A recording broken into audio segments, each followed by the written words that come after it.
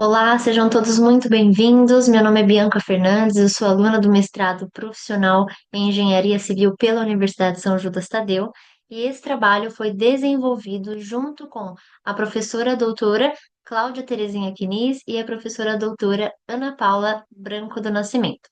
Hoje vamos trazer esse tema tão importante que é a acessibilidade no ciclo de vida das edificações, o papel estratégico da engenharia diagnóstica e a sua conexão com os objetivos de desenvolvimento sustentáveis.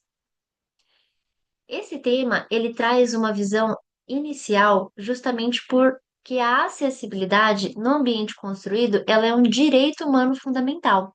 E nós não estamos eliminando as barreiras arquitetônicas das edificações apenas para atender um público à parte. Nós estamos atendendo a todas as pessoas. Então, quando falamos de acessibilidade, nós estamos falando das pessoas com deficiência, pessoas com mobilidade reduzida, pessoas obesas, gestantes, temos ali até mesmo pessoas com carrinhos de bebê, malas. A acessibilidade em si, ela vai beneficiar a todas as pessoas. E isso é caracterizado hoje no mercado como uma alta discrepância entre o ambiente construído e as normativas, né? Então, a edificação, ela precisa atender à acessibilidade. O parâmetro que nós temos inicial foi um marco na legislação.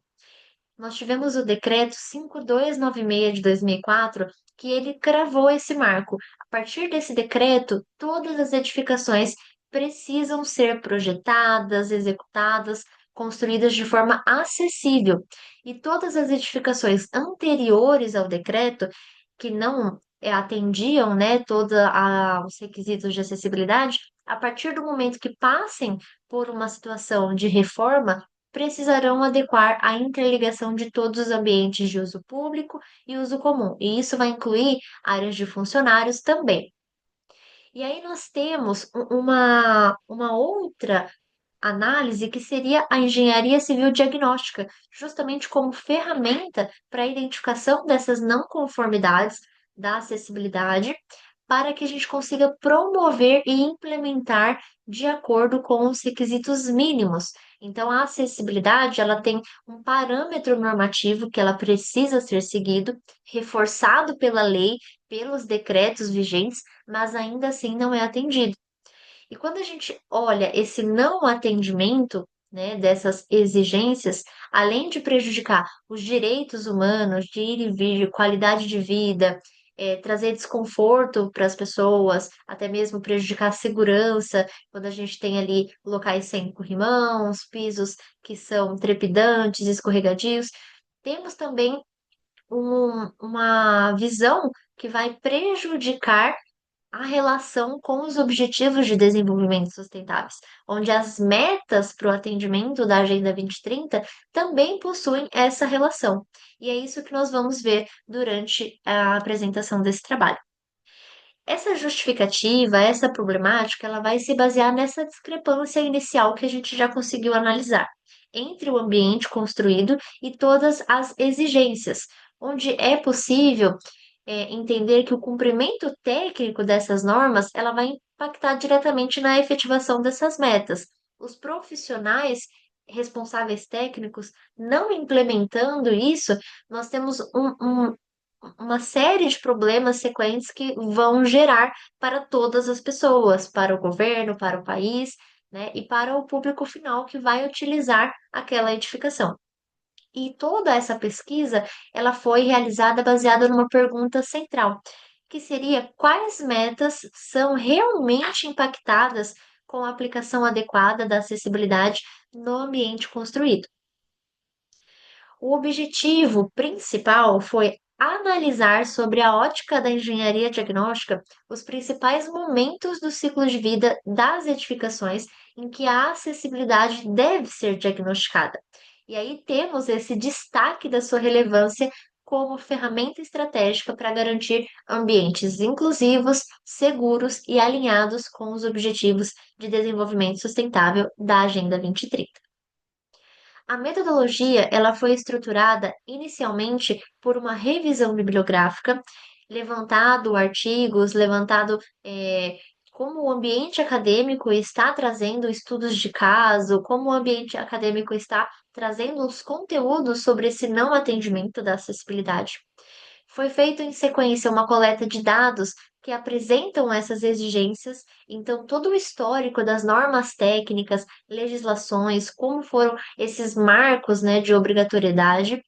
Em sequência, todo o levantamento das ODSs e das metas específicas, a análise qualitativa com foco na categoria relacionada ao diagnóstico de acessibilidade e as metas da Agenda 2030, fazendo uma síntese, uma análise de todas essas informações de forma cruzada, entendendo realmente esse vínculo e essa relação, trazendo por fim os resultados e a discussão final.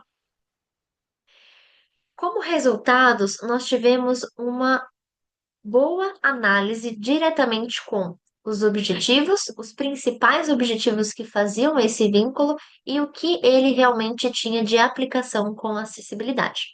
Então, nós temos aqui uma tabela que ela vai trazer de forma muito visual, junto com esse gráfico. Então, por exemplo, o ODS 3, 4, 9, 10, 11, 12, 16 e 17 foram os avaliados. E conseguimos entender que das metas específicas selecionadas, que tem ali um critério, uma característica que se relaciona com a acessibilidade, de todos esses tópicos, sete, por exemplo, do objetivo 3, eles, sete tópicos, sete metas específicas, apenas duas vão fazer vínculo com acessibilidade. Então, já na ODS 4, de 10 tópicos analisados, 9 fazem vínculos com acessibilidade. E para cada um, a gente vai trazer uma análise, né, dessa aplicação. Quando a gente fala do objetivo 3, por exemplo, todas as metas, ela vai ser classificada como um vínculo, né, trazido que ambientes acessíveis podem contribuir para a prevenção de acidentes, promoção de saúde mental e inclusão plena de pessoas com deficiência, idosos e crianças. Então, reflete ali diretamente nessa contribuição mais pontual, porém importante ali para o bem-estar das pessoas com deficiência. Já o objetivo 4, de todas as metas, nós temos uma análise de que, conforme no gráfico é visto, 90% dessas metas específicas fazem, de certa forma, um vínculo com a acessibilidade. A formação de profissionais na área da construção civil, ela deve incluir esses conhecimentos específicos sobre a acessibilidade, garantindo que a execução de projetos, que essas obras novas, as construções, ela respeitem diretamente toda essa obrigatoriedade e as normas para que tenha uma garantia dessa implementação. Então, a gente fala que a acessibilidade ela não pode ser uma especialização à parte que o profissional, caso ele goste do assunto, ou caso ele se interesse, ele vá estudar um pouquinho mais. Isso precisa já vir desde a sua formação base, já que é um requisito obrigatório para todos, né, em todas as fases ali da edificação. O objetivo 9 dos 8 tópicos, 4 fazem vínculo com a acessibilidade. Então, nós temos que a engenharia diagnóstica, ao propor essas soluções técnicas inovadoras para os problemas de acessibilidade, ela vai fortalecer a infraestrutura urbana e a qualidade dos projetos. Já na ODS 10, dos 10 tópicos, 5 fazem vínculo com a acessibilidade, onde nós temos a questão de promover a acessibilidade como um dos meios, né, mais diretos de reduzir a desigualdade. Quando a gente fala da desigualdade, nós temos a forma de trazer que todos os espaços vão atender a todas as pessoas, muito vinculado também com os critérios do desenho universal, né? O que eu ofereço para uma pessoa sem deficiência, eu também ofereço para uma pessoa com deficiência.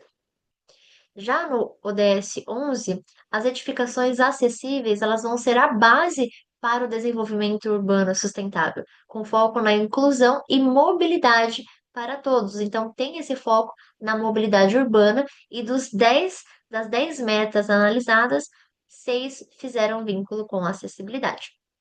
Já no 12, nós tivemos 11 analisados e 5 que fazem realmente essa conexão, onde nós temos a correção de projetos mal elaborados, que implica ali no desperdício de recursos. Então, imagina, a construtora vai executar todo um condomínio, e aí, quando for feita essa inspeção e verificar as não conformidades de acessibilidade, o condomínio, obrigatoriamente, para não ser multado, terá que refazer todas aquelas áreas daquela interligação dos ambientes, demolindo parede para garantir lá uma largura adequada, o acesso àquele ambiente, ou demolir uma escada, construir uma rampa, fazer uma segunda forma de deslocamento. Tudo isso vai gerar resíduos desnecessários. Então, isso com certeza traz ali um critério bem relacionado. Já quando nós abordamos o ODS 16, nós temos 12 tópicos avaliados e apenas três que fazem esse vínculo, onde a fiscalização na parte da legislação e aplicação das normas, elas promovem uma justiça espacial e respeito aos direitos das pessoas com deficiência. Então, isso traz ali um direito de ir e vir.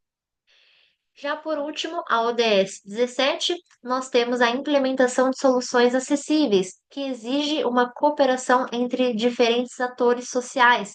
Então, nós estamos falando do poder público, do setor privado, instituições de ensino, a sociedade como um todo, né? A parte da sociedade civil. E nós trazemos uma questão de políticas públicas, uma mudança cultural, porque mesmo o decreto sendo de 2004, ainda assim temos profissionais da área, gestores, síndicos que desconhecem essa exigência sobre acessibilidade. Então, isso realmente faz uma necessidade de fazer essa conexão com essa cooperação, né? Essa conexão e cooperação entre esses diferentes atores sociais. Então, os ODSs com mais metas analisadas, né, que foram 19, apenas uma foi vinculada com a acessibilidade, indicando, né, justamente um campo e potencial para maior articulação e inclusão do tema.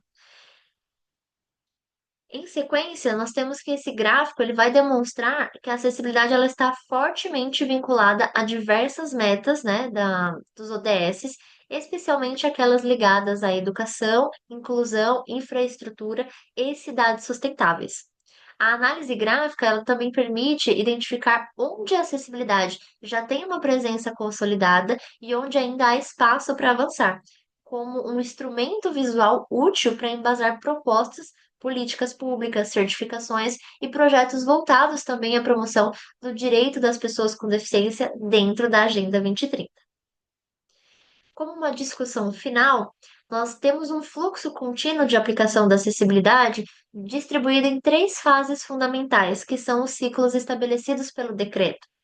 Desde a concepção, onde ele fala que todas as edificações novas já devem ter uma previsão técnica de acessibilidade já na fase de projeto, a implementação por meio da execução conforme normas e fiscalização adequada durante a obra, então a inspeção de qualidade, a auditoria já deve ser o momento de fiscalização desse item, e um momento posterior de diagnóstico, onde teremos inspeções e avaliações periódicas nas edificações existentes, muito conhecido como inspeção predial, que ocorre ali com eh, uma certa periodicidade, em situações de reformas visando a verificação da conformidade justamente nesses parâmetros legais.